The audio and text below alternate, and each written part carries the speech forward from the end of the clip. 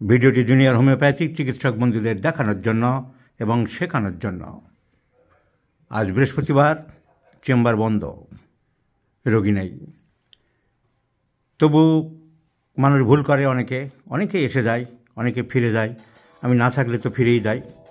গত সপ্তাহে ছিলাম না, বাংলাদেশের 4-5 জন এসে ফিরে গেছে। তো এই ভদ্রমহিলা সুন্দরবনের শেষ প্রান্ত থেকে এসেছে, ভুল করে। ব্যস্ত আছি, আমাকে যেতে হবে এক জায়গায়, তবু দেখে দিলাম। Complain stool loose for 1 year। 1 বছর ধরে পাতলা পায়খানা চলছে, 1 বছর ধরে।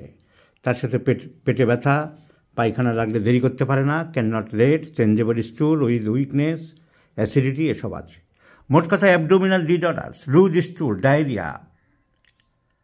তো ডায়রিয়াতে কী দেবো আমি? আজকে তারাও আছে আমার। তো পাস্ট হিস্ট্রি ডিসপ্নিয়া, ছোটোবেলায় আগে শ্বাসকষ্ট ছিল তোমার? না, ছোটবেলায় ছিল না। কতদিন আগে? এই তো 1 বছর আগে। 1 বছর আগে ছিল শ্বাসকষ্ট, 1 year ব্যাক। পেটের মধ্যে ভুটভাট শব্দ হচ্ছে সব সময়। Abdomen rumbling gargling sound. So abdomen rumbling gargling sound, stool passes with mass flatulence, past history dyspnoea, sad melancholic appearance. এসব চিন্তা করে আমি দিলাম sodium sulphate or natrum sulphuricum 1, 2, 3, 4 thrice in a day, দিনে 3 বার করে 1 মাস পরে রিপোর্ট দিতে বললাম। দেখা যাক এই ওষুধে 1 বছরের ডায়রিয়া কতটা ইমপ্রুভ করতে পারে।